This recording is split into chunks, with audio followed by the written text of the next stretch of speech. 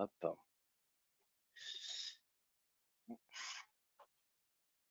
Bonjour à tous, merci d'être aussi nombreux déjà. Aujourd'hui, il est 11 heures. Tout le monde va rentrer doucement dans le webinaire. On va prendre peut-être une minute pour attendre tout le monde. Donc, avant tout, ce webinaire comment dire, vous allez recevoir le replay, la présentation PDF. Je préfère le préciser tout de suite, comme ça au moins, vous n'aurez pas besoin de demander. Donc, on va traiter des enjeux de la cyberassurance donc en 2023. On a de la chance aujourd'hui parce qu'on a on a un assureur, on a un avocat DPO, on a aussi l'éditeur, Defender, on a aussi donc un consultant cybersécurité de chez nous qui vient. Donc, à la base, on devrait avoir Stéphane, malheureusement, il ne peut pas se présenter aujourd'hui, mais on a une pointure de chez nous, donc c'est top. On a beaucoup d'experts, on va traiter pas mal de sujets. Donc, on va avoir une introduction à la solution de cyberassurance. Donc, pourquoi assurer son IT avec un panorama des chiffres en France. On va parler un peu des profils d'entreprises qui sont concernés. On parlera des règles, des obligations légales, des prérequis pour souscrire aussi, ça c'est important. Qu'est-ce qui est protégé? Que se passe-t-il en cas de sinistre? Qu'est-ce que vous devez faire? Dans une deuxième partie, on va vous parler un petit peu de DR, d'XDR. Ouais, parce que c'est quand même des prérequis, on verra, c'est des prérequis vraiment à la solution de cyberassurance. On aura une démo aussi, vous allez vraiment voir un petit peu à quoi ça ressemble. On parlera de rapports, voilà, les rapports d'audit. On vous parlera en troisième partie de l'accompagnement qu'on peut vous prodiguer, voilà, comment on peut vous aider à mettre en place tout ça. Et bien sûr, on aura une session de questions-réponses. Donc, si vous voulez poser des questions, n'hésitez pas. Vous avez un onglet questions, vous les envoyez. On essaiera d'y répondre à la fin. Comme ça, on aura vraiment un échange ensemble. Si on n'a pas le temps de répondre à toutes les questions, c'est pas grave. On reviendra vers vous. Il n'y a pas de souci. Si vous n'entendez pas bien, si vous ne voyez pas bien, n'hésitez pas à le mettre dans le chat ou dans l'onglet questions. Comme ça, on essaye de voir si on peut améliorer le son, l'image, ou revenir sur des points peut-être qui n'ont pas été, voilà, qui ont été abordés trop rapidement. Vous allez avoir des petits sondages en direct. Voilà, l'idée c'est de voir un peu, de vous faire participer, comme ça on vous montrera les résultats. Et à la fin, bien sûr, il y aura une petite enquête de satisfaction, comme ça on verra si on a pu aborder tous les points du sujet, excusez-moi. Et puis voilà, donc je vous souhaite un bon webinaire. Je vais laisser la main donc à Generali et à Régis Le Chien, avocat, qui vont se présenter, et puis je reste disponible à tout moment. Oui, bonjour. Alors, bienvenue à toutes et à tous. Je vais commencer par me présenter, Régis Le Chien. Moi, je suis avocat depuis 25 ans. Je suis spécialisé dans le domaine du numérique depuis plus d'une vingtaine d'années, mais c'est ma passion de jeunesse. J'interviens en tant que conseil des structures de toute taille et de tout secteur d'activité dans le cadre du droit et de la réglementation liée au numérique. Et j'ai en particulier une activité de délégué à la protection des données, de DPO, externalisée pour une trentaine de structures. Voilà. Donc, j'aurai le plaisir d'intervenir durant ce webinaire sur les aspects juridiques liés en particulier à la nécessité de mettre en place des mesures de sécurité qu'on va aborder, et puis l'opportunité de souscrire des assurances pour les cyber-risques. Voilà.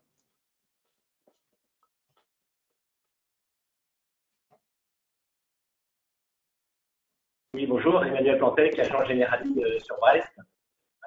Je travaille beaucoup avec les professionnels depuis une quinzaine d'années, et Generali est un assureur aujourd'hui important sur le risque cyber, et nous travaillons donc à évangéliser nos clients pour les sensibiliser au risque cyber qui est de plus en plus prenant ces dernières années.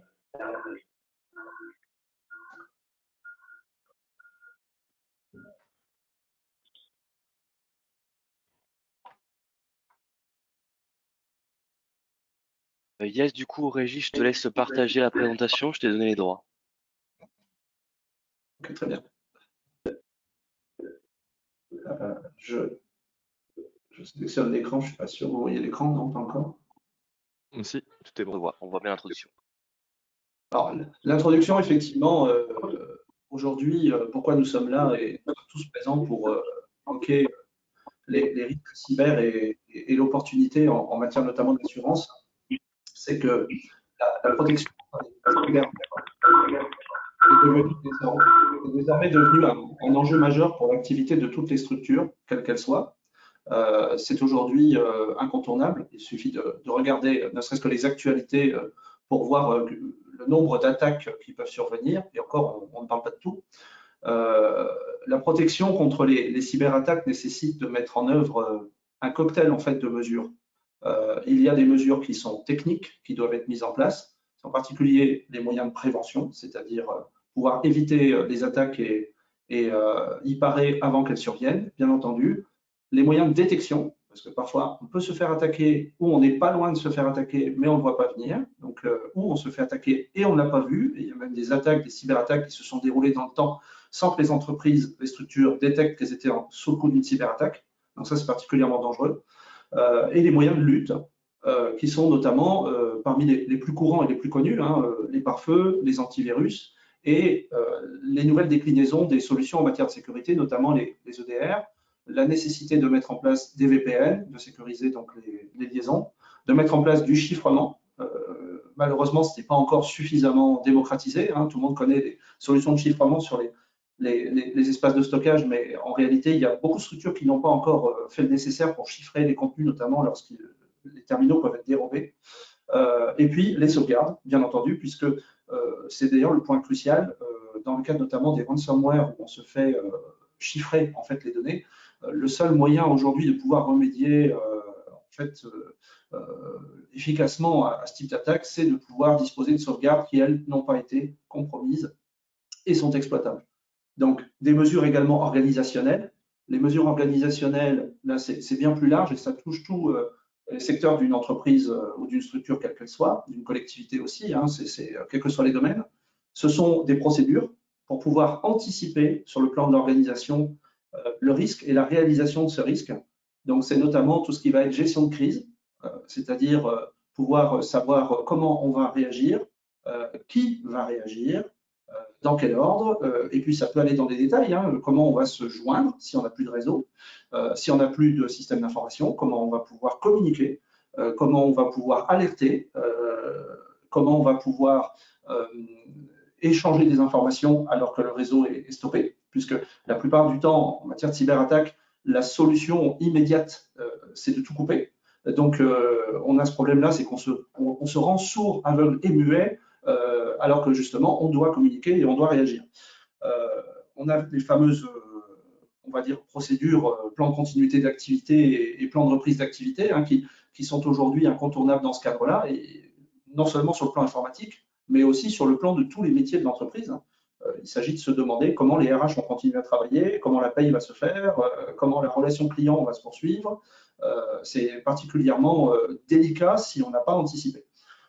Ainsi que de bonnes pratiques. Alors, les bonnes pratiques, je pense que tout le monde les connaît, de nom, elles sont dans des procédures, j'aurai l'occasion d'y revenir après, mais dans des différentes normes, différentes obligations qui sont renforcées aujourd'hui. C'est en particulier avoir des habilitations et un système de privilèges, c'est-à-dire que tout le monde n'ait pas accès à tout dès lors que ça ne le concerne pas. C'est également un des points cruciaux du RGPD qui, en matière de données à caractère personnel, nous impose de ne pas donner accès à toutes les données à caractère personnel dès lors que ça n'est pas nécessaire. Et puis, on a toutes les problématiques de journalisation, c'est-à-dire pouvoir savoir aussi ce qui a été fait, éventuellement conserver cette journalisation, pour pouvoir prouver ce qui est arrivé, d'où c'est venu lorsqu'il y a une attaque. Et puis, la conservation, justement, je parlais de prouver, donc de preuves, car il est important de pouvoir prouver et garder des traces de ce qui a pu survenir, ainsi que la documentation. Alors, bien entendu, c'est toujours un peu fastidieux, c'est toujours un peu laborieux à mettre en place, mais on doit documenter ces procédures, on doit documenter les différentes pratiques et le niveau de sécurité mis en place. Et puis, effectivement, pour terminer, j'évoquerai les garanties. Alors, les garanties, ça va être plus sur le plan juridique, notamment les contrats, avoir des contrats avec ses prestataires, avec ses éditeurs, avec les fournisseurs de solutions, les fournisseurs de prestations du type hébergement, de type maintenance, support, quelle qu'elle soit, puisque dans le cadre des responsabilités et dans le cadre des actions à mener, c'est le contrat qui définit qui doit faire quoi et qui va définir, s'il y a eu un problème, qui était responsable de quoi. Donc, il faut toujours anticiper ces points-là et garder sous le coude ces contrats et les avoir à disposition en cas d'urgence, parce que parfois, on se retrouve dans l'urgence lorsqu'il y a une attaque à aller vérifier qui est responsable de tel périmètre et quel est l'enjeu, quelles sont les clauses de responsabilité, éventuellement de limitation de responsabilité. C'est important de le savoir à l'avance. Et puis, effectivement, last but not least, le dernier mais le plus important, en l'occurrence aujourd'hui, la nécessité d'avoir une assurance, de disposer d'une couverture contre les risques, en particulier financiers, que représentent les conséquences d'une telle attaque. Voilà. Alors, vous voyez à titre d'illustration, hein, effectivement, les cyberattaques les plus courantes dans les entreprises en 2020, des statistiques qui vous sont présentées. Comme tout le monde le sait, ce qui tient la tête des attaques, c'est le phishing. Alors, c'est extrêmement courant, ça arrive très vite, de manière insignifiante à la base, et les conséquences sont très importantes. L'exploitation d'une faille logicielle, d'où l'intérêt d'avoir les contrats, justement, parce que c'est aussi la responsabilité de l'éditeur de corriger cela. Et puis, éventuellement, les arnaques au président, ce genre de choses. Alors, je tiens tout de suite à préciser que les arnaques au président, ça relève plus de l'escroquerie que de la cyberattaque.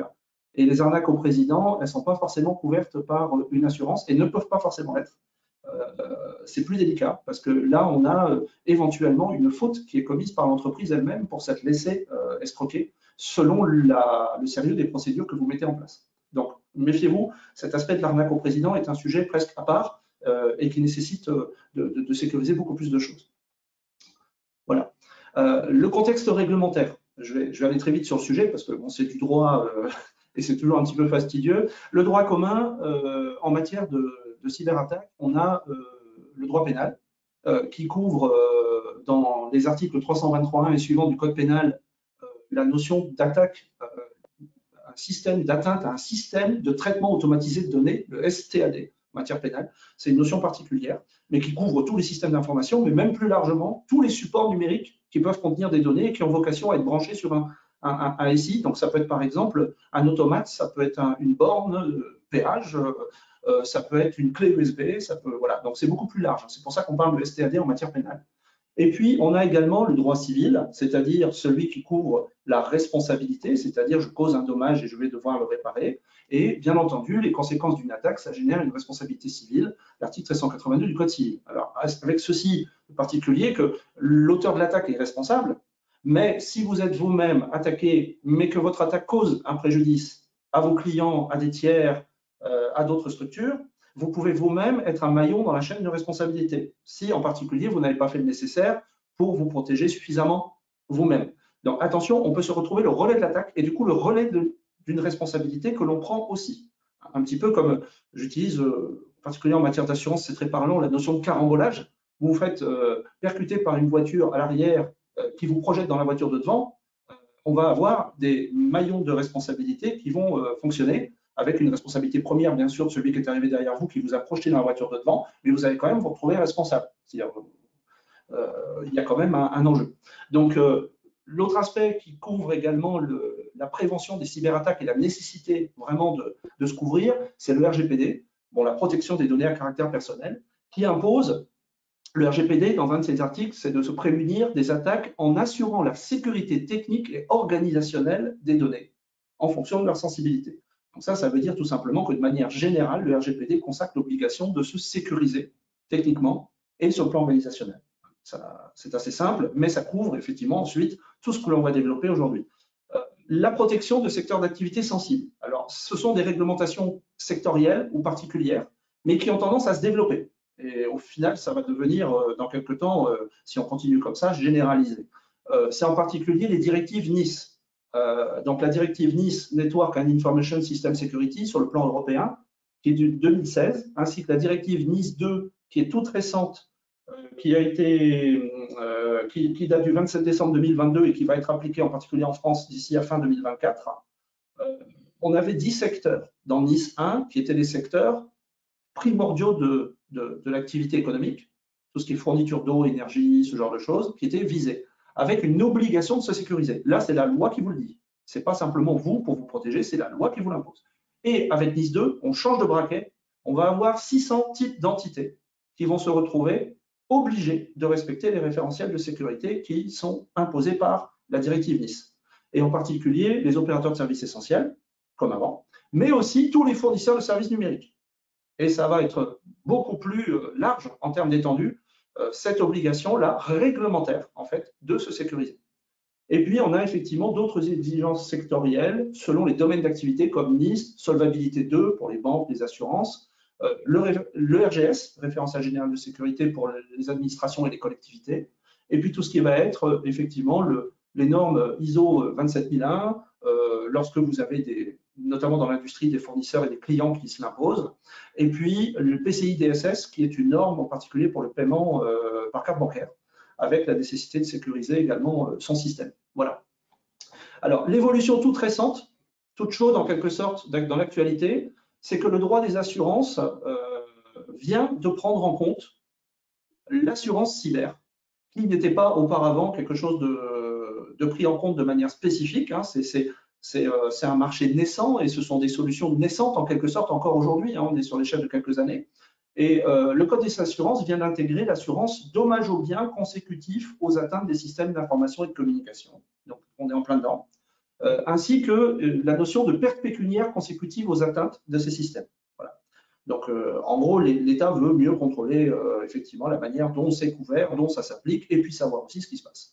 La loi du 24 janvier 2023, vous voyez, c'est tout récent, hein, d'orientation et de programmation du ministère de l'Intérieur. Donc là, on est dans des lois, on va dire, sécuritaires hein, quand même, intègre l'assurance des risques de cyberattaque dans le Code des assurances. Donc, je vous ai mis la référence de l'article. Et on a quelque chose qui est très, très important à respecter désormais, c'est depuis hier ou avant-hier, je crois, en prévoyant donc l'exigence du dépôt d'une plainte pour atteinte au STAD dans les 72 heures maximum pour pouvoir être indemnisé. Alors ça, c'est assez particulier, c'est-à-dire qu'en fait, vous avez le Code de l'assurance qui vous impose, dans les 72 heures, de déposer une plainte, c'est-à-dire de porter au pénal et de signaler du coup aux autorités ce qui s'est passé, pour pouvoir être couvert par les garanties de votre assurance. Voilà. Donc, c'est une évolution extrêmement importante et 72 heures, ça va très vite. Ça veut dire qu'il faut vraiment anticiper ces cas-là désormais. Voilà. J'en ai terminé sur la présentation d'introduction des aspects juridiques et là, je vais céder la parole à Emmanuel Plantec sur la partie état des lieux, assurance. Voilà. Oui, tout d'abord, on fait le chiffre de l'assurance cyber en France. Le premier chiffre, c'est 54. C'est le pourcentage des entreprises françaises qui ont développé des outils d'arrêt en 2021. Alors, c'est un pourcentage élevé, mais c'est surtout la partie imagée parce que dans la majorité des cas, ils en ont pas conscience. Et ce point de développement se retrouve d'ailleurs dans Je t'entends pas très bien, Emmanuel. Ah, Emmanuel, oui. On a un problème de son. Ouais, on t'entend pas très bien.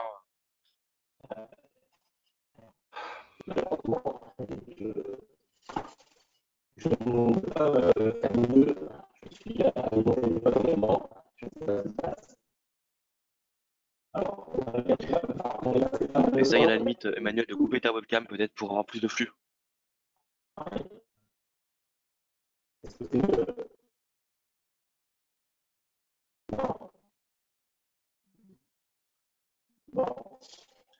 Non, c'est inaudible. Ce qu'on peut faire, c'est à la limite, Régis, tu peux continuer peut-être les slides et en attendant, on va voir pour essayer de trouver une solution pour te remettre. Oui, bah, je vais effectivement prendre la main sur la présentation et puis essayer de vous présenter la partie d'Emmanuel Plantec qui devait présenter les assurances, effectivement. Alors, l'état des lieux aujourd'hui, c'est que effectivement, en matière d'assurance, ça devient incontournable de devoir souscrire ce type de garantie dans la mesure où on a déjà des statistiques très, très parlantes. 54%, c'est la part des entreprises françaises qui ont fait l'objet d'une cyberattaque en 2021. Je vous le disais tout à l'heure en introduction, ça s'est vraiment répandu comme des traînées de poudre et tous les secteurs sont touchés. Le taux de couverture des risques cyber par un contrat d'assurance en 2021 était le suivant. Alors, on constate qu'il y a une couverture un peu plus importante, effectivement, très importante pour les grandes entreprises, donc 84%. Mais bon, ça se conçoit dans la mesure où, dans les grandes entreprises, il y a des enjeux qui sont importants et puis surtout des services et des personnes qui sont amenées à évaluer la rigueur des garanties de manière peut-être plus dédiée, qui ont plus de temps pour le faire, plus de spécificité. On a aussi les exigences de la part des clients et de la part des fournisseurs qui, à l'égard des entreprises, sont plus importantes. Et puis, comme je vous le disais tout à l'heure, les exigences sectorielles qui imposent également de mettre en place des mesures de sécurité ainsi que d'avoir des garanties. D'ailleurs, beaucoup de contrats prévoient en particulier l'obligation d'être assuré. Voilà, c'est de plus en plus le cas. Par contre, on constate bien que sur les ETI, on n'a que 9% de couverture en 2021, donc ce qui est notablement inférieur aux grandes entreprises. Hein. Et puis pour les PME et TPE, c'est très parlant, c'est 0,3%, c'est-à-dire quasiment pas. Et c'est là où effectivement le bas blesse, dans la mesure où en plus vous avez des TPE et des PME qui travaillent pour des grandes entreprises ou qui ont des enjeux importants en termes de données, en termes de sécurité de leur SI et qui ne sont pas liés à la taille. Donc c'est pour ça qu'on verra un peu plus loin la nécessité de s'assurer est quelque chose de primordial. 52% le taux de croissance des assurances, des cotisations d'assurance cyber en 2021. Donc c'est un marché qui est en forte croissance et qui continue à croître, bon, bien évidemment, puisqu'on partait de zéro et que ce sont des couvertures qui sont relativement récentes. Alors, qui est concerné? Qui est concerné par l'assurance cyber? Tous les types d'entités sont concernés par la nécessité de souscrire une assurance, comme je vous le disais, donc les entreprises, PME, ETI, groupes, mais aussi les artisans, les professions libérales, les commerçants. C'est extrêmement important aujourd'hui pour ce type d'activité, donc ça peut être parfois des toutes petites entités, hein, mais de se sécuriser déjà sur le plan technique et organisationnel, mais aussi de se sécuriser par des garanties d'assurance, dans la mesure où on a même un risque plus important que dans les grosses structures, puisque vous avez, en particulier sur une cyberattaque, tout le fichier client ou toute la comptabilité d'un artisan ou d'un commerçant qui vont pouvoir être détruites ou qui vont être inaccessibles, qui vont perdre leur disponibilité, leur intégrité, éventuellement leur confidentialité, hein, les trois critères de la sécurité, et ça va être irrémédiable. Donc, c'est quelque chose qui doit être vraiment, qui ne doit pas être négligé. La taille de la structure n'est pas liée en fait à l'enjeu. Il en est de la survie hein, des petites structures, peut-être plus même que les grosses. Les collectivités ont cette nécessité aussi de devoir s'assurer en termes d'assurance cyber, dans la mesure où les conséquences, alors elles ne sont pas forcément sur le plan pécuniaire directement liées à la fourniture d'un service, la fourniture de la vente de biens ou de services, mais on a un enjeu qui est extrêmement important en termes de conséquences en perte d'exploitation, c'est-à-dire l'arrêt d'activité, et en termes, on va dire, de responsabilité à l'égard des administrés notamment, puisque vous avez là des notions d'état civil, d'urbanisme, avec des conséquences qui peuvent être non pas directement financières, pas tout de suite, mais des enjeux juridiques importants et des enjeux de responsabilité ensuite par rapport aux services publics fournis, très importants. Et puis vous avez les associations que l'on oublie souvent, mais qui aussi ont beaucoup de données personnelles, notamment les adhérents, on va dire, ont parfois des données personnelles de tiers, puisque des associations en particulier dans le domaine médico-social également peuvent suivre des personnes et avoir des données sensibles. Donc c'est extrêmement important. Alors vous voyez que la répartition des incidents cyber par secteur, elle est assez parlante aussi. Alors alors ça date de 2020. Lors des 6 premiers mois de la pandémie de Covid-19, donc les statistiques évoluent régulièrement. On a les activités financières et d'assurance qui sont visées, ben forcément, on touche à de l'argent et à de la responsabilité. Les services, et puis, on voyait les administrations publiques, je parlais des collectivités à l'instant, donc ça en fait partie, hein, grosso modo. Les commerces, le secteur du commerce, les transports qui peuvent être visés. Voilà. Donc, mais attention, ne vous cantonnez pas au constat que l'on fait là, c'est-à-dire que tous les domaines d'activité sont visés et toutes les tailles de structure sont visées. Donc, c'est quelque chose d'important et la nécessité de s'assurer dans ce cadre-là est importante dans la mesure où beaucoup de structures n'auront pas les reins assez solides pour s'auto-couvrir ou s'auto-assurer en quelque sorte et il est nécessaire de faire appel à une solidarité collective que représente le système de l'assurance. L'exposition au risque, elle est générale et elle est liée donc à la dépendance aux outils numériques. Or, aujourd'hui, comme je vous le disais, domaine ou taille, ça ne joue plus. Ainsi qu'à la présence de données, voilà, et non pas le secteur d'activité ou la taille. Yes, donc maintenant on a une petite question. On va voir un petit peu déjà qui a souscrit une cyberassurance ici. Donc on va faire un petit sondage, ça va apparaître à l'écran. C'est très simple, hein. Vous avez juste un choix. Donc je lance, ça apparaît à l'écran. Est-ce que vous avez déjà souscrit une solution de cyberassurance? Oui, et vous comptez renouveler votre contrat? Oui, mais vous hésitez à le renouveler? Non, mais c'est en projet? Non, pas intéressé du tout. Ou alors je ne sais même pas si j'ai déjà souscrit, ce qui est possible. Quand on voit que ça vote très vite, il y a au moins déjà 20% qui ont voté, c'est super. On va laisser encore quelques secondes, 40%, 50%. Et après, ce qu'on fera, c'est qu'on partagera les résultats pour qu'on puisse voir un petit peu voilà, dans quelle situation vous êtes et puis à peu près vous vous situez comment par rapport aux autres. 60%, on va attendre encore quelques secondes pour les derniers retardataires. Allez, 65, encore 5 secondes pour les derniers et puis je vous partagerai les résultats. Ah, c'est déjà, moi, j'ai déjà sous les yeux, c'est très intéressant, ouais. Et oui, super, super, super. Allez, je clôture et je vous partage les résultats, comme ça vous pourrez, on pourra les commenter. Hop, je les partage, ça va arriver. Alors, est-ce que vous avez déjà souscrit une cyberassurance? Oui, et vous comptez renouveler à 23%. Oui, mais vous hésitez, 5%. Non, mais sans projet, 56%. Donc vous êtes plus de la moitié à être en projet dessus. Non, pas du tout intéressé. Et vous ne savez pas 12%. Ça, c'est intéressant. Ouais, c'est vrai que ça peut être parfois très compliqué.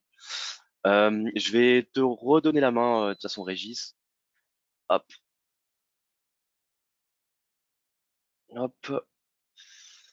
Allez, normalement, vous devrez revoir sa présentation. Très intéressant. Merci de continuer à Oui, poser vos questions, hein. On les transfère bien à Régis et Emmanuel, qui essaieront y répondre à la fin. je les ai aperçus effectivement. Je viens de voir les questions pendant le sondage, donc j'ai pris note. Mais j'en parlerai effectivement à la fin tout à l'heure. Alors, l'intérêt, c'est s'assurer les meilleurs outils et prestataires informatiques limitent le risque, mais ne l'effacent pas. Alors, effectivement, il y a toujours cette notion qu'on on peut pas couvrir dans des prestations et avec des systèmes de sécurité à 100%. Comme le disent les spécialistes de sécurité, le 100% n'existe pas. On est au mieux à 99% si on a tout fait. C'est d'ailleurs très difficile d'évaluer où on se situe, hein. Voilà, on a des indicateurs théoriques. On peut éventuellement faire des pen tests ou des analyses, mais c'est toujours lié au périmètre, hein. Donc attention à ce point-là. Malgré une bonne hygiène de vie, alors l'image de la médecine, hein, peut être, on va dire, appliquée au numérique. Malgré une bonne hygiène de vie, des vaccins et un bon médecin, vous avez tous une complémentaire santé. Ça, c'est l'exemple effectivement du fait qu'on ne peut pas tout couvrir, en particulier en termes de santé. Et en termes de sécurité, c'est un peu le même problème. Il y a un aléa qui, bien entendu, existe, et en particulier la couverture justement d'assurance permet, dès lors que l'on est éligible et qu'elle peut fonctionner, la garantie permet de couvrir un certain nombre d'aléas et de choses que l'on ne maîtrise pas. Quelle est la probabilité la plus élevée? Alors, c'est l'attaque informatique ou l'incendie du local professionnel. L'image, justement, est intéressante aussi, c'est-à-dire qu'on s'assure, avec évidence, tout le monde va s'assurer pour l'incendie de son local professionnel. Ça, en général, on ne se pose pas de questions sur ce type de couverture. On se dit, c'est évident, si ça brûle, je veux être couvert par une assurance. Mais en réalité, l'attaque informatique, c'est le même raisonnement. Sauf que pour des raisons de maturité dans les esprits, c'est encore quelque chose qui n'est pas perçu comme évident. Voilà. Donc, il faut se poser cette question-là. Tenir compte aussi du fait que dans les couvertures d'assurance, les garanties couvrent non seulement les cyberattaques, mais ça peut couvrir aussi les erreurs humaines. Donc, puisque en fait, l'assureur, lui, va couvrir le préjudice qui est engagé. Par contre, effectivement, rien n'exclut que si l'erreur humaine est d'une importance ou s'avère être une malveillance délibérée ou ce genre de choses, il peut y avoir ensuite les mises en jeu des responsabilités avec l'assurance qui va se retourner contre l'auteur. Voilà, donc il y a toujours ce genre de problématique. Étant donné que pour les cyberattaques, par contre, l'auteur des cyberattaques, comme tout le monde le sait, c'est toujours difficile d'aller les chercher. Voilà, donc il y a aussi cette nécessité justement de faire attention à s'assurer, parce que ce point me vient à l'esprit en parlant, c'est que vous pouvez toujours imaginer que vous allez demander réparation sur le plan de la responsabilité à l'auteur de votre cyberattaque, mais comment allez-vous le faire? Imaginons que vous ayez en face de vous un groupe de cyberattaquants qui vous attaquent d'un autre continent, d'une autre région du monde, ce qui est couramment le cas. Comment allez-vous imaginer traduire en justice et faire saisir les biens et les comptes de ces gens-là pour pouvoir obtenir réparation de votre préjudice? Donc, en réalité, aujourd'hui, c'est quasiment inenvisageable. Voilà. Alors, les enjeux dépassent aussi ceux de l'assuré. L'important, c'est en termes d'assurance de vous dire, voilà, mon risque, la conséquence financière, je l'ai éventuellement évaluée pour moi, pour mon entreprise, pour mon activité. Mais est-ce que j'ai bien pris en compte les conséquences qu'il peut y avoir dans mes relations avec les fournisseurs, avec les clients, avec des institutions? Et est-ce que il y a des garanties qui sont suffisamment larges pour couvrir un certain nombre de préjudices et un certain nombre on va dire, de pertes que peut subir l'entreprise. Mais effectivement, faites attention à ne pas regarder que, entre guillemets, votre nombril, mais regardez également tout le contexte en fait de la cyberattaque. Alors, l'assurance cyber, vous avez un petit tableau qui vous est présenté là justement par M. Plantec. On a la couverture de cyber-extorsion et atteinte à l'e-réputation qui peut être qui est proposée. On a les frais de notification. Alors ça peut paraître formel, mais ce sont des mesures à mettre en place immédiatement et ça peut coûter, surtout si vous n'avez rien prévu avant, si vous n'avez pas de DPO, ce genre de choses. Les enquêtes et sanctions réglementaires également, les pertes d'exploitation, la responsabilité civile envers les tiers, c'est ce que je viens d'évoquer, ainsi que les frais d'expertise et de reconstitution de données qui peuvent être couverts. Les conditions pour s'assurer. Alors justement, je crois que ça revient à répondre à une des questions que j'ai aperçues tout à l'heure pendant le sondage. Il y a effectivement quand même des critères minima pour pouvoir être couvert. C'est-à-dire l'assureur ne va pas couvrir un risque qui est évident. Toute la mécanique de l'assurance, c'est que l'assuré doit lui-même diminuer la probabilité du risque pour que pour l'assureur, ce soit forcément rentable et que ça puisse fonctionner. Donc, si le risque est évident chez vous parce que vous n'avez rien fait, parce que vous avez un niveau de sécurité qui est absolument lamentable, effectivement, l'assureur pourra effectivement dire « moi, je ne vous couvre pas puisque vous n'avez pas fait le minimum ». Donc, on a des minimums qui sont dans les cahiers des charges des assureurs, voilà, comme par exemple les sauvegardes automatiques en dehors des locaux, l'antivirus à jour, le firewall activé, voilà, bon, c'est la base de la sécurité, mais alors c'est plus ou moins en fait précis selon effectivement l'entreprise dans laquelle vous êtes, la structure dans laquelle vous êtes, c'est plus ou moins précis selon le niveau de couverture que vous allez demander, où on va effectivement partir d'un simple questionnaire où vous allez répondre ou on va aller jusqu'à un audit de votre système pour vérifier que vous avez bien fait le nécessaire. Et puis, on a également cette notion qui se développe et qui va être amenée à se standardiser à l'avenir, c'est le rating, le cyber rating, c'est-à-dire le fait qu'on fasse appel à des évaluateurs. Alors, ça peut être l'auto-évaluation ou de l'évaluation par les tiers, mais des évaluations standards où vous avez un petit peu comme pour les normes, où on va cocher les cases et on va voir quel est le niveau, quel est le score. Ça peut être un score sur 100, sur 1000, et on va évaluer en fait votre niveau de maturité en termes de sécurité numérique. Et du coup, en fonction de ça, on peut même imaginer que effectivement le coût au niveau de l'assurance ne soit pas le même. Voilà. Donc les critères qui vont être majorants, par contre, effectivement, on va payer plus cher en fonction de l'activité, en fonction du chiffre d'affaires. Parce que si on doit vous indemniser et que vous avez un très gros chiffre d'affaires, bien entendu, ça ne va pas être le même prix. Le nombre de salariés, le nombre de postes, l'importance du SI pour l'activité. Est-ce que c'est un site marchand, par exemple? Est-ce que ça détient les informations soumises au secret? Ça va être des critères qui vont également entrer en jeu. L'hébergement également avec des solutions anti-attaque par délit de service, des outils de filtrage réseau, des politiques de sécurité informatique, l'existence de PCA, tout ça, ça va être des critères également qui vont jouer. Donc, vous avez bien compris que si vous avez une sécurité qui est d'un niveau qui n'est pas acceptable, effectivement, c'est le même niveau qu'une voiture. Un assureur ne va pas couvrir un véhicule qui n'a pas le contrôle technique.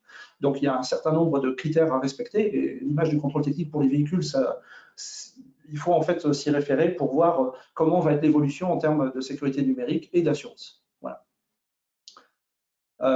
Les garanties d'un contrat cyber. Alors, les garanties dont vous allez pouvoir bénéficier en fonction du contrat que vous avez souscrit, c'est l'assistance, donc les mesures d'urgence, avec des capacités d'intervention de l'assureur en 24/7 pour identifier et circonscrire la menace et relancer le SI, parce que bon nombre de couvertures d'assurance comprennent en fait l'intervention d'un prestataire qui intervient aux côtés de l'assureur, ou ça peut être celui de votre choix également, mais qui en fait va, comment dire, intervenir pour essayer de régler le problème, un petit peu comme les protections juridiques qui vont faire appel à un avocat pour vous défendre dans l'urgence. Voilà. Les dommages et pertes, la reconstitution des données la notification et le monitoring, ainsi que les frais de communication peuvent être pris en compte également.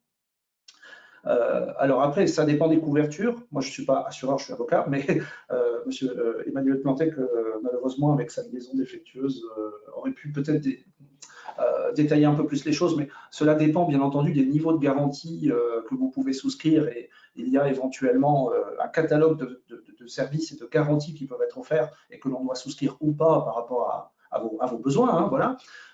Mais on peut aller jusqu'à couvrir tout ce que vous voyez sur ce slide. Donc, les pertes d'exploitation, la perte d'activité ainsi que les frais supplémentaires, ça c'est pris en compte également. Au même titre que quelqu'un va perdre son local parce qu'il y a eu une inondation ou que ça a brûlé, on va également vous garantir une perte d'exploitation sur la base du chiffre d'affaires des mois précédents ou de l'année précédente ou ce genre de choses. Voilà. La responsabilité civile, donc l'atteinte ici aux données ou à l'image d'un tiers, ça peut également être pris en compte, à condition, bien entendu, c'est toujours la même chose, d'être évaluable. Le réflexe minimum, quand même, c'est de pouvoir chiffrer ou évaluer. Donc, le conseil que je peux vous donner, c'est de vous mettre dans cette posture-là, d'imaginer tout ce qui peut se passer si vous êtes cyberattaqué. Et de vous dire dès aujourd'hui, voilà ce qui va se passer avec mon client, voilà ce qui va passer avec un de mes fournisseurs, voilà ce qui va se passer avec l'institution dont je dépends, les autorités dont je dépends, voilà l'image, qu'est-ce qui va se passer par rapport à l'image de ma boîte. J'ai des concurrents dans mon domaine qui vont pas manquer de dire ce sont des négligents, ils se sont fait attaquer, venez chez nous, on est meilleurs. Voilà, bon, pourquoi pas, hein. Donc, dites-vous que le préjudice, il n'est pas que immédiat, il peut être aussi sur le long terme. Alors, l'assureur ne peut pas forcément couvrir des préjudices parfaitement hypothétiques, mais si vous avez suffisamment d'éléments montrant quelles sont les conséquences, quels sont les dommages que vous subissez suite à cette cyberattaque, vous allez pouvoir plaider votre cause et vous allez pouvoir obtenir de l'assureur effectivement les garanties, l'actionnement des garanties nécessaires. Ainsi qu'en option, alors vous voyez un cas d'option notoirement défini, c'est garantie fraude en cas d'usurpation d'identité, en cas de surfacturation téléphonique ou de détournement de commande. Comme je vous le disais, quand on est sur de l'escroquerie, hein, c'est-à-dire les fraudes aux dirigeants, l'escroquerie aux faux RIB, des choses comme ça, on est plus sur l'erreur de manipulation, sur la faute commise par un employé qui s'est laissé manipuler par quelqu'un. Donc, c'est quelque chose qui est plus délicat. Ça n'est pas une atteinte technique en fait à votre système d'information. Parfois, il n'y a pas du tout de cyberattaque derrière une fraude au président, hein. Donc, attention à ces cas-là. C'est pas forcément toujours couvert. Voilà. L'escroquerie au faux RIB, par exemple, beaucoup d'assureurs ne couvrent pas cela si vous ne vous êtes pas posé la question de vous faire couvrir spécifiquement. Alors, l'accompagnement des entreprises assurées. Alors, il peut y avoir effectivement des tests de phishing qui peuvent être mis en place. Alors, ça, c'est un peu la base. On recommande d'ailleurs à tout le monde de procéder à cela. Ça vous permet de constater que 80% la plupart du temps de vos utilisateurs cliquent sur le lien et se font avoir. Donc, c'est toujours intéressant de leur faire prendre conscience de ces cas-là et de leur, on va dire, de leur manque de maturité sur ce point, si c'est le cas. Et puis, il y a effectivement également, alors selon les compagnies d'assurance, c'est plus ou moins étoffé ou c'est internalisé ou externalisé avec des partenaires. Vous avez des boîtes à outils de formation avec les tests de connaissances, des fiches pratiques, des modules d'e-learning, c'est-à-dire que l'assurance va vous couvrir, vous garantir, mais en même temps, elle peut vous accompagner, vous coacher, puisque c'est aussi dans son intérêt de limiter le risque que vous représentez en tant que client assuré. Voilà. Ainsi que la possibilité de scans externes de vulnérabilité qui peuvent être opérés également sur votre système en vous informant bien sûr du principe où on va aller notamment sur les sites internet et sur les connexions extérieures, vérifier quel est votre score en quelque sorte de vulnérabilité. Voilà.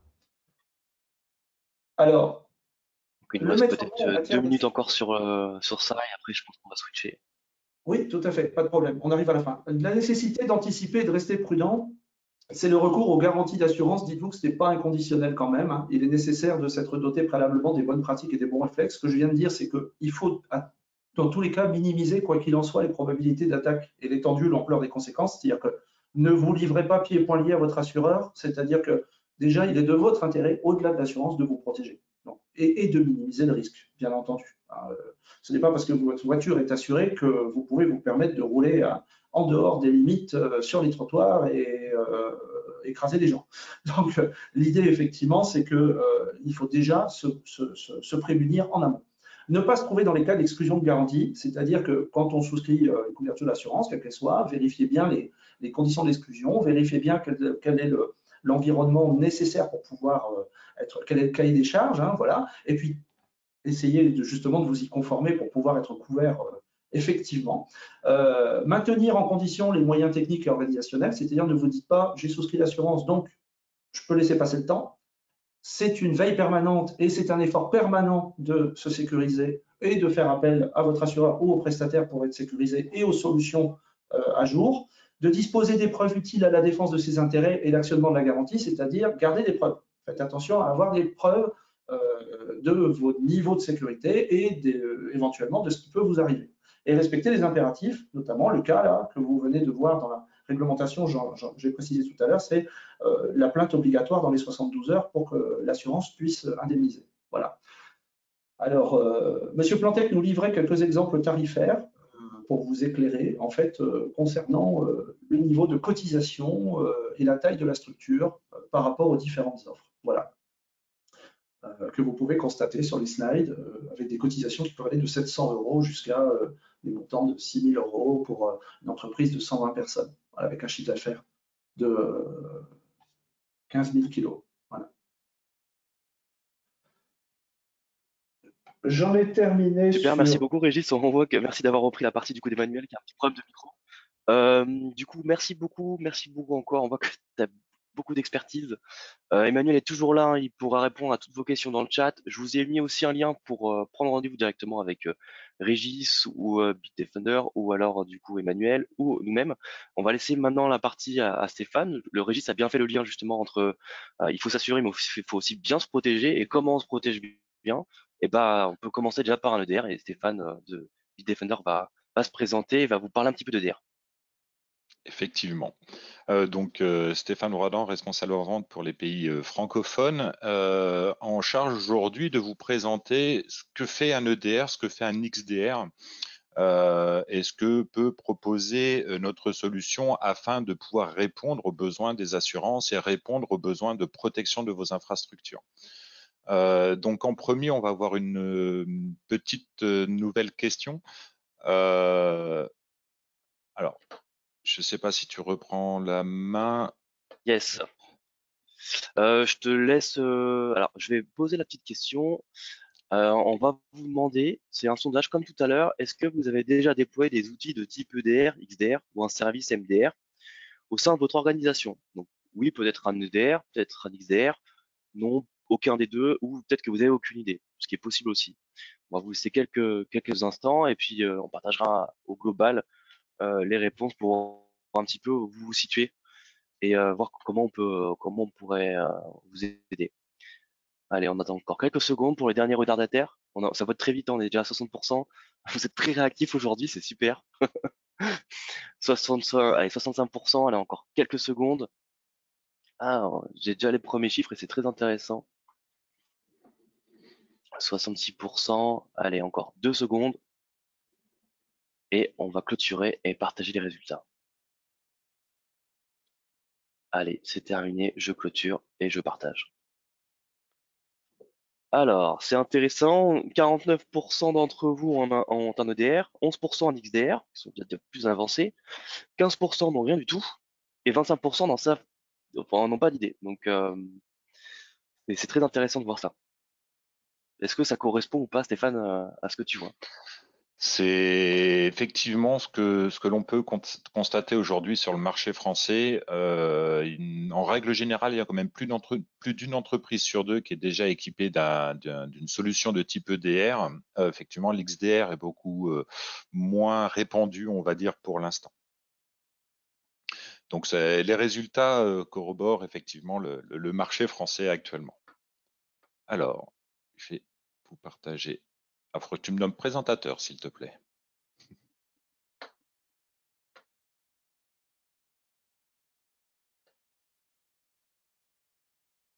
C'est bon, tu vas pouvoir Merci. présenter. Alors.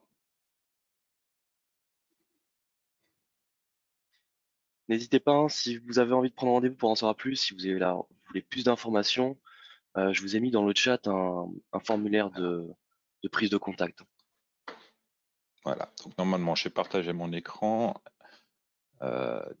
Tout bleu, elle est à la même couleur que Ouais, c'est bon, mon on voit. nouveau beau polo. Alors, Gravity Zone. Gravity Zone, c'est juste le produit que Bitdefender vous propose pour sécuriser vos infrastructures, mais aujourd'hui, on va faire un focus effectivement sur la partie EDR et la partie XDR. La première définition, entre guillemets, de l'EDR et l'XDR, c'est de savoir qu'est-ce que c'est. EDR, c'est ce qu'on appelle le Endpoint Detection and Response, alors que le X, c'est l'Extended Detection and Response. La différence entre les deux, c'est que l'EDR va récupérer les informations provenant de vos différents endpoints, que ce soit du Windows, que ce soit du Mac ou que ce soit du Linux. Eh bien, on va récupérer ce qu'on appelle la télémétrie de ces différents endpoints et on va appliquer la threat intel, une corrélation de ces différents événements afin d'y détecter des incidents. Alors que l'XDR, le principe est de venir récupérer la télémétrie sur d'autres solutions, donc sur du réseau, sur de l'email, sur du conteneur, sur du workload cloud ou sur des annuaires de type Active Directory, afin de pouvoir augmenter la visibilité de ce qu'on va des événements provenant de votre infrastructure. Je vous expliquerai un tout petit peu plus tard avec la démo, enfin plutôt l'explication d'une attaque et quel capteur peut être utile dans la détection d'une intrusion. Et vous avez bien sûr toute la partie de la threat intelligence. La threat intelligence, elle va être là pour apporter les comparatifs, pour apporter les suites dans les attaques, ce qu'on appelle la root cause quelque part, donc de savoir par où c'est rentré, quel était le point d'entrée, comment cette attaque a pu se déployer, comment on a pu la détecter, vous la remonter, vous proposer des solutions de réponse. Donc voilà, le principe de l'EDR XDR, c'est d'augmenter drastiquement la visibilité de ce que vous pouvez avoir au sein de votre infrastructure en étant connecté à l'intégralité de votre parc. Donc que ce soit, comme je vous le disais, les Windows, les Mac, Linux, que ce soit du physique, du virtuel, du workstation, du serveur, du VDI, du RDS, etc. Mais également sur votre réseau interne, sur votre LAN ou sur les différents VLAN de votre infrastructure virtuelle, tout ce qui peut venir de chez Office 365 Workspace, donc ce qu'on appelle la partie productivity, dans ce qui va venir également des informations de l'Active Directory, que ce soit de l'Azure AD, que ce soit de mode hybride ou que ce soit de l'on-premise, le but étant de bien de remonter, par exemple, qu'un utilisateur est en train de se connecter de façon simultanée à différents endroits de votre parc. Il n'y a pas encore eu de choses malveillantes de fait, mais par contre, il y a eu cette connexion et qui n'est pas normal de voir un utilisateur se connecter comme ça partout. Et AWS Azure, alors GCP également arrive. Le but est de voir les machines virtuelles qui peuvent se créer, qui peuvent bouger, qui peuvent migrer, changer de droit directement dans les différents opérateurs dits publics. Et donc, de vous apporter de quoi générer de la détection, de quoi corréler les informations provenant de toute cette collecte, bien sûr de vous proposer une interface qui vous permette de visualiser tout ce qui peut se passer, de comprendre afin de pouvoir faire une investigation sur les endpoints pour avoir la root cause, pour avoir le point d'entrée et surtout d'apporter une réponse de désactivation d'un compte, par exemple, d'isolation d'un poste, de kill de processus. Donc, c'est la solution Bitdefender Gravity Zone, elle est là pour vous accompagner en fait sur toute la chaîne de protection. Mais du coup, pourquoi ces solutions sont-ils indispensables aujourd'hui? Eh bien, pour répondre à différents enjeux. Le premier enjeu, c'est de pouvoir détecter une attaque le plus tôt possible. Alors, comme le disait Régis, une attaque peut être quelque chose dit de malveillant, mais on considère par exemple la fraude au président pas forcément comme une attaque. Ça peut être effectivement quelqu'un en interne qui envoie un mail ou un ancien employé qui sait se servir en fait des rouages internes de l'entreprise. Mais toute cette partie reste une détection avancée, une détection des prémices afin de pouvoir fournir une réponse le plus rapidement possible avant qu'il y ait de l'exfiltration de données, avant qu'il y ait du chiffrement de postes, avant qu'il y ait des destructions de fichiers. Le deuxième enjeu, c'est de combler le déficit humain. La cybersécurité, depuis quelques années, est en manque de bras, est en manque de compétences humaines, parce que c'est quelque chose qui explose et comme dans toutes tout ce qui peut exploser en termes de, on va dire, de travail, de formation, eh bien, en général, les écoles ne vont pas assez vite pour former en fait des personnes. Eh bien, le but, c'est de pouvoir apporter des réponses humaines, des intelligences, des compétences, des expériences pour combler ce déficit en termes de cybersécurité. On va pouvoir également apporter, grâce à ce type de solutions, hein, donc la partie principalement risque management de Gravity Zone, le risque dit organisationnel, c'est-à-dire qu'on va pouvoir déterminer à un moment donné si bien tout va passer au travers d'une même boîte email, au travers d'un même compte, et s'il va y avoir énormément de centralisation dite de pouvoir. Et bien sûr, le nerf de la guerre, la réduction de la charge opérationnelle, la réduction de la charge de travail. On revient sur le côté humain et ce côté humain, la sécurité de plus en plus prend du temps, nécessite d'y regarder, nécessite de s'y connecter. Gravity Zone va permettre de venir optimiser cette partie-là. Donc, la visibilité est vraiment l'axe essentiel de l'EDR ou de l'XDR. Enfin, l'un ne va pas sans l'autre, hein, mais disons de fait de venir apporter, augmenter ce qui peut se passer au sein de votre infrastructure. Et il faut savoir que plus l'attaque reste longtemps au sein de vos infrastructures, Régis en a parlé tout à l'heure, il a fallu plusieurs mois pour qu'une attaque ait une exfiltration de données de fait, et bien plus l'attaque est présente, plus le risque est élevé de perte de données, le risque est élevé de chiffrement ou de suppression de données. Donc le but de cette solution, c'est de pouvoir détecter le plus tôt possible les prémices d'attaque et le plus tôt possible cette violation, on va dire, d'infrastructure. Donc, pour illustrer un petit peu mes commentaires, on va faire une analyse d'une cyberattaque dite en conditions réelles avec les différents événements. Alors, je vous ai résumé sur 8 points l'attaque. Il faut savoir que ces 8 points, c'est juste un résumé. Le nombre de points vus sur cette attaque, parce que c'est une attaque réelle hein, qui a été détectée, eh bien, il y avait plus de 180 étapes avant de pouvoir arriver à l'exfiltration de données finale. Donc cette chaîne, on va commencer bien sûr par l'accès initial. L'accès initial, eh bien, c'est un email. Régis l'a dit, 70% je crois de la statistique tout à l'heure prenait d'un email de phishing. Eh bien, deux possibilités. Soit vous avez une solution de filtrage des emails performante pour faire de la recherche via en sandboxing, via de la fraude au président. Bitdefender pourra vous proposer cette solution, mais dans le cas de figure d'aujourd'hui, c'est pas le cas. Donc, on part du principe qu'on n'a que la solution EDR, XDR pour venir vous protéger. Eh bien, le capteur XDR Productivity, donc connecté à l'Office 365, a vu la réception d'un email avec des pièces jointes qui est non analysable à partir de l'audit que Office 365 nous envoie. Le capteur va continuer de récupérer des informations et va corréler ces différentes informations afin de vous montrer en disant c'est quand même étrange qu'on a les mêmes sources de l'email et cet email va être envoyé à différents destinataires de façon simultanée au sein de l'attaque.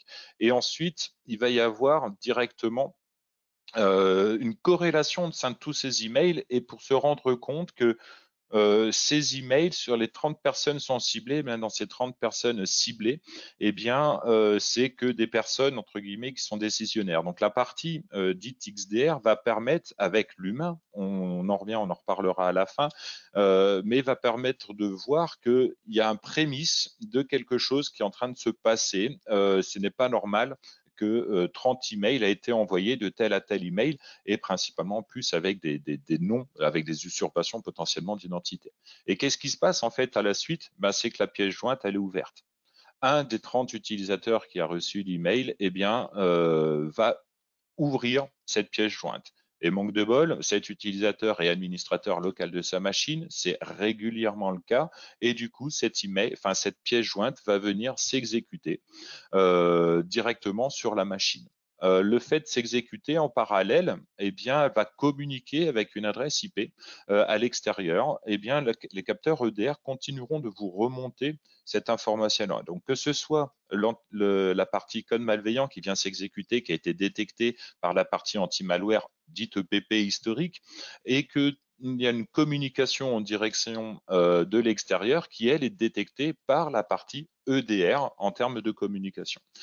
Et une fois que cette exécution de code malveillant a été effectuée, eh bien, on va avoir besoin, enfin plutôt l'attaquant va avoir besoin, de mettre en une permanence d'accessibilité au poste. Cette permanence d'accessibilité, le but en gros est de rentrer des clés en base URGIS, de mettre des raccourcis dans le menu démarrer, de générer des services qui vont se démarrer au démarrage du poste. Comme ça, même si le poste redémarre, l'accès est toujours présent. L'étape supplémentaire, c'est de venir masquer tous ces faits et gestes afin de venir donc pour ne pas être détecté par d'autres solutions de sécurité potentiellement périmétriques. Donc ces techniques d'obfuscation vont régulièrement se faire passer par des outils natifs en fait aux produits Microsoft, des outils de scan, des outils de connexion à distance. Une fois qui va être en place, qui va être masqué. Le but est de rechercher des mots de passe et de rechercher des comptes qui vont avoir des droits d'administration non plus uniquement local à la machine, mais plutôt global. Donc, on va venir entre guillemets, attaquer en brute force l'Active Directory, le serveur Kerberos, afin de détecter ces différents, afin de trouver un mot de passe d'un compte administrateur. Donc cette partie-là, ça sera le sensor XDR lié Identity qui va permettre de pouvoir interagir avec cette partie Active Directory. Une fois que le propriétaire, enfin une fois que le compte administration domaine entre guillemets ou administration de plein de postes est détecté, eh bien il faut se répandre. Donc le code malveillant va faire ce qu'on appelle du déplacement latéral, il va venir se connecter à différents endpoints. Cette partie va pouvoir être détectée par plusieurs sondes à proprement parler. Le premier, bien sûr, le endpoint, l'EDR qui va voir arriver le déplacement. Mais si vous avez des endpoints où il n'y a pas de sonde EDR d'installer, ben, il va falloir une sonde réseau pour venir capter les flux réseau en miroir de port, mais de capter les flux réseau des connexions de cette attaque. Comme je vous le disais, une fois qu'on a le compte, on fait du déplacement latéral. Déplacement latéral peut être fait au travers du réseau, peut être fait également avec un email. Une fois qu'on a pris le contrôle de la boîte email du poste où on était, donc on peut prendre le contrôle de la boîte email et on peut envoyer un mail interne à différentes personnes et les autres personnes dans l'infrastructure va juste cliquer sur ouvrir, va suivre en fait la procédure. Et enfin, une fois qu'on a l'accès à l'intégralité de votre parc, eh bien, c'est pas difficile d'avoir accès aux données, d'exfiltrer les données. Ça pourrait être un ransomware qui vient se déployer. Très souvent, c'est les deux. Il y a une exfiltration et un chiffrement de données qui vont être faits de façon simultanée. Donc, les solutions EDR, XDR vous permettent de remonter ces types d'attaques et les différentes étapes de ces types d'attaques. Mais comme Régis vous l'a dit également tout à l'heure, à un moment donné, il faut des rapports, il va falloir faire des analyses, il va falloir fournir entre guillemets des preuves. Eh bien, Gravity Zone va être capable de vous fournir des preuves. La première des choses, c'est que vous aurez une visibilité dite globale de la chaîne d'attaque, de l'accès initial, donc toute la route cause analysis, de l'accès initial jusqu'à l'exfiltration de données. Alors, on n'attend pas que tout soit fini pour vous montrer le graphique. Bien sûr, le back-end fonctionne pour que dès les prémices d'attaque, dès les premiers emails entre guillemets reçus suspicieux, on vous remonte ce prémisse et on vient mettre à jour les informations de ce graphique ou de ces événements au fur et à mesure qu'on vient les détecter. Donc ça va vous permettre déjà de pouvoir faire l'analyse forensique. On va avoir tous les outils nécessaires sur le principe de l'OS Query, par exemple, afin de rechercher les IOC en temps réel sur les postes, de rechercher des process spécifiques ou de faire une recherche dans l'historique, ce qu'on appelle les raw data, de toute la télémétrie remontée. Et vous aurez bien sûr, en termes de preuves, principalement la collecte des paquets d'investigation. Donc le but, c'est de venir récupérer l'intégralité de tout ce qui s'est passé sur la machine, historiquement parlant, et de pouvoir en détecter en fait toutes les étapes et tout ce qui va être légal entre guillemets lié à cette attaque. Il faut savoir que cette collecte de paquets peut se faire bien sûr sur le endpoint, mais peut se faire également directement à partir de la console de Bitdefender Gravity Zone. Donc voilà un petit peu le schéma que Bitdefender Gravity Zone peut faire, et on va avoir une troisième petite question Vous avez bien compris que l'intégralité L'avant-dernière des question. incidents, voilà, nécessite l'humain. Eh bien, la question, pensez-vous avoir les ressources Est-ce humaines que vous suffisantes pour pensez gérer votre sécurité? avoir les ressources humaines suffisantes pour gérer votre sécurité actuelle? Ouais, oui, non, aucune idée. C'est possible aussi de pas avoir d'idée. On voit pas trop, on n'arrive pas à avoir de la visibilité comme en parlait Stéphane, forcément de son infra et de sa sécurité. On arrive à midi, donc on va un petit peu dépasser. N'hésitez pas, pour ceux qui doivent partir avant, à bien remplir le formulaire. Si vous avez besoin, j'ai mis le lien de prise de rendez-vous hein, avec nos experts. On répondra forcément à vos questions, on reviendra vers vous, y a pas de souci. Vous pouvez les écrire dans le chat, dans l'onglet questions. Ah, on voit que ça vote vite. On va clôturer le vote, partager les résultats et on va enchaîner. Allez, c'est parti. Ressources humaines oui à 32%, non à 59% et 9% aucune idée. Intéressant. Donc 59% de non, Allez, on effectivement. enchaîne. Alors, est-ce que vous voyez toujours mon écran? Oui, ok. Donc, Yes. 59% répondent non. Je pense que c'est assez explicite. Eh bien, Bitdefender peut vous aider avec ce qu'on appelle le MDR. Donc là, je vais aller très très rapide parce qu'effectivement, il est déjà midi. Le principe, c'est de vous apporter l'expertise et les ressources nécessaires à l'analyse de la cybersécurité dans votre infrastructure. Donc chez Bitdefender, ça s'appelle du Managed Detection and Response. C'est le fait d'avoir un SOC. Donc, Bitdefender, on ne s'appuie pas sur un partenaire externe pour cette partie-là, et de pouvoir analyser 24 heures sur 24, 7 jours sur 7, tous les incidents qui peuvent remonter, ainsi que l'analyse des risques, c'est ce qu'on appelle la chasse aux menaces. On vous préviendra si vous êtes au courant que tel logiciel est installé sur tel poste de votre parc, un logiciel d'accès à distance, un logiciel de scan, etc. On vous remontera bien sûr l'analyse des risques, on fait la fameuse surveillance 24/7 et surtout on apporte la réponse. Si à un instant T, il y a besoin de venir isoler une machine, il y a besoin de venir killer des processus, il y a besoin d'apporter quelque chose qui n'a pas été détecté par l'historique EPP, eh bien notre SOC s'engage avec un SLA de 30 minutes à pouvoir apporter cette réponse en termes suite à la détection, on va dire EDR, XDR. Et bien sûr, toute la partie renseignement, c'est-à-dire que notre expérience, on va la mettre également à votre disposition. On va être capable de vous conseiller au travers d'un ce qu'on appelle un SAM, un Security Account Manager français, qui permettra de pouvoir échanger sur la sécurisation de vos endpoints, donc partout où on va pouvoir installer du Bitdefender et vous conseiller sur la cybersécurité à mettre en place au sein de vos infrastructures. Voilà, je vais laisser la main à Yacine. Alors, désolé Yacine, on est déjà dépassé le midi 3. Aucun souci. Ouais, je vais partager. Tu veux la présentation, Yacine, ou je la partage? Oui, tu peux la partager. Ouais, je vais la partager. Allez, je reprends la main, je la partage. Hop. Et c'est parti. Hop. Le présentateur. Hop. Et on va montrer mon écran. Hop. Normalement, vous voyez tous mon écran. Donc, ce qui est intéressant, c'est on a parlé de risques juridiques, on a parlé de cyberassurance, parce qu'il y a un moment donné, en fait, il faut quand même se protéger d'un point de vue financier aussi. On a vu que l'aspect technique avec le DR, l'IDR qui va encore plus loin et le MDR qui est vraiment en service quand vous n'avez pas forcément les équipes pour gérer tout ça.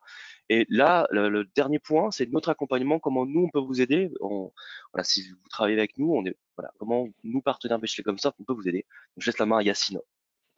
Je te remercie. Du coup, bonjour à toutes et à tous. Je vous remercie d'avoir assisté à ce webinaire axé cybersécurité, mais notamment cyberassurance. Au sein de Bechley Comsoft, on travaille d'une manière assez agnostique avec plus de 900 éditeurs et notre offre de sécurité et sauvegarde se base sur 3 piliers et notre accompagnement également. Donc, en soi, au sein de Bechley Comsoft, avec nos équipes sécurité, on peut vous accompagner notamment sur la partie analyse de risque sur l'ensemble de votre SI, de vous conseiller notamment sur les meilleurs éditeurs et les technologies qui sont sélectionnées pour répondre à des problématiques et vos contraintes, tout en se basant sur les informations communiquées par Régis, par Stéphane, dans le but d'augmenter et d'améliorer votre posture de cyber-résilience. Parce qu'actuellement, pour avoir une assurance, il y a certains prérequis, notamment la mise en place d'un EDR, d'un XDR, et ainsi de suite. Outre le fait d'avoir des prérequis pour bénéficier d'une cyberassurance, au sein de Bechley Consult, nous proposons un accompagnement sur mesure par le biais des partenaires également externes, notamment sur un sujet de pentest, d'analyse ou autre, pour vraiment mesurer l'impact cyber au sein de votre infrastructure. En soi, dès qu'on vous conseillera sur la meilleure solution ou la meilleure démarche à suivre, on accompagne également nos clients sur l'ensemble du projet de bout en bout, dès l'intégration de la solution jusqu'à sa mise en place, ainsi que le suivi fonctionnel. En soi, on commence par une étape de la gestion des vulnérabilités. On voit la partie des gestions des accès et privilèges, notamment la partie MFA, Azure AD ou autres. On vous conseille notamment sur les meilleures solutions type Bitdefender, sur l'EDR, sur l'XDR et sur l'ensemble des parties, notamment l'intégration côté serveur, côté endpoint et l'environnement cloud, ainsi que la partie gestion des sauvegardes. À savoir que la sauvegarde, et je suis tout à fait d'accord avec mon collègue Stéphane, c'est le premier rempart de la protection des données sur l'ensemble des environnements. Ça veut dire qu'en fait, c'est la première étape. Tout le monde le sait, le risque zéro n'existe pas. Aucune solution de cybersécurité ne propose une protection à 100%. Mais tout d'abord, il faut commencer par la partie sauvegarde et un accompagnement sur mesure. Côté Bechley Comsoft, nous serons ravis d'échanger sur vos projets de cybersécurité et de vous accompagner de bout en bout pour la protection de vos données et surtout la protection de votre activité. Merci beaucoup.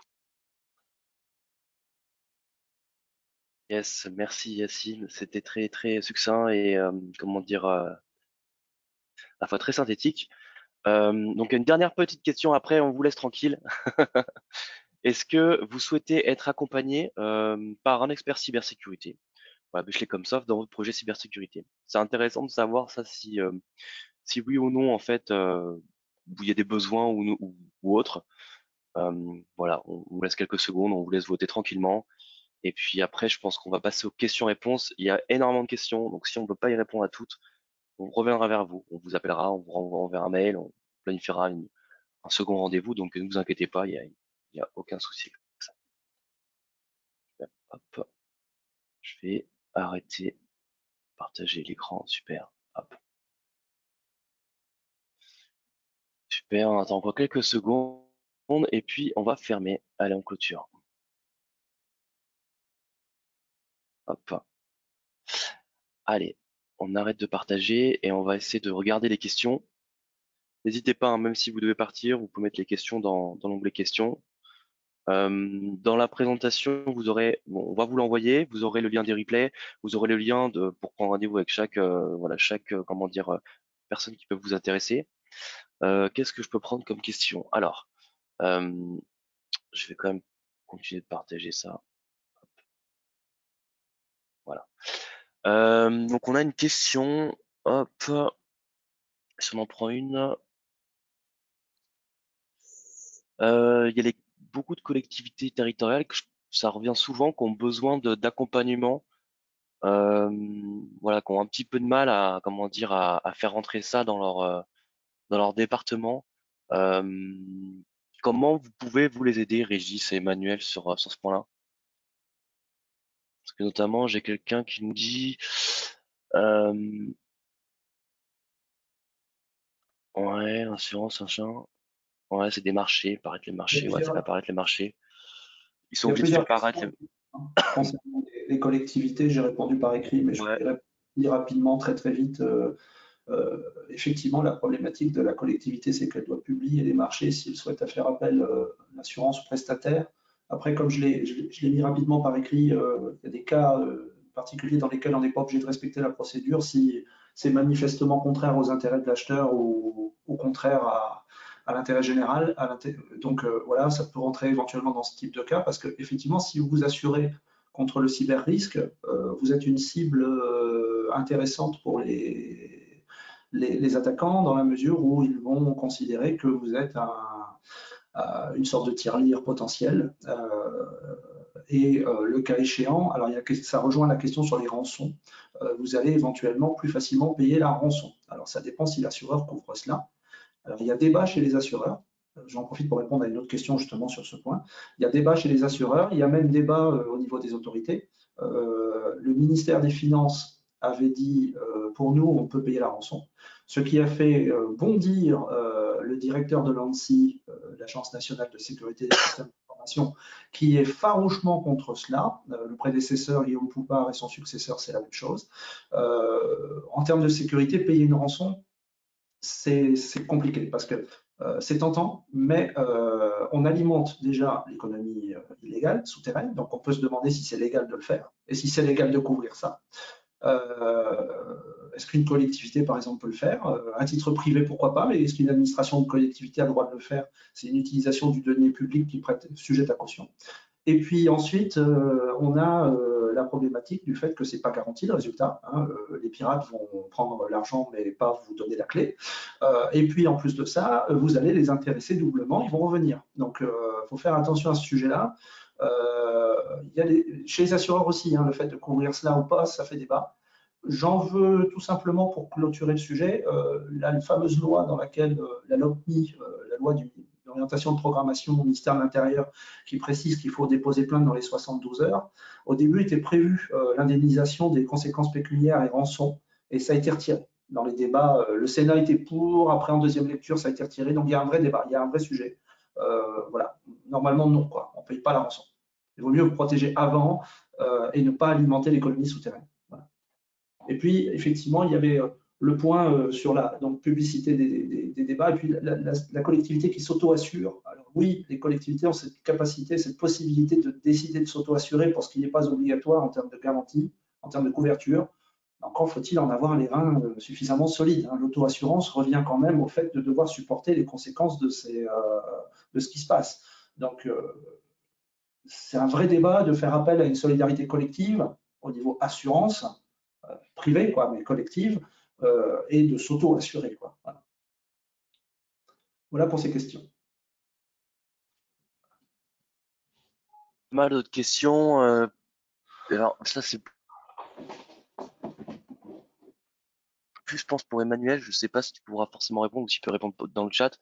Est-ce qu'une analyse des risques EBIOSPHERE peut rentrer dans les critères et permet d'ajuster le coût de l'assurance? Je ne sais pas si tu as la réponse, Régis, ou si peut-être Emmanuel peut nous écrire dans le chat. Bon, sinon, de toute façon, on reviendra vers vous. Hein. Il reviendra vers vous, Emmanuel.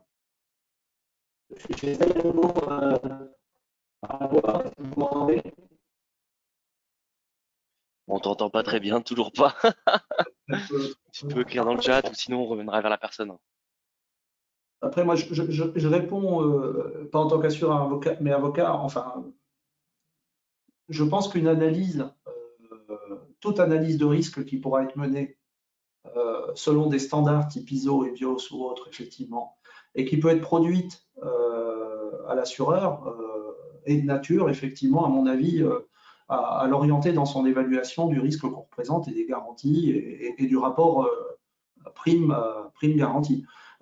Après, ce n'est pas forcément normé encore aujourd'hui, justement, d'où l'intérêt, on va dire l'opportunité d'aller vers des ratings, du scoring un peu standardisé que les différentes compagnies d'assurance, que les assureurs pourraient s'engager à respecter, quoi. Un petit peu comme un contrôle technique un peu généralisé, voilà. Donc, et quand on parle d'ISO 27001 ou d'IBIOS ou autre méthode, on est dedans, quoi.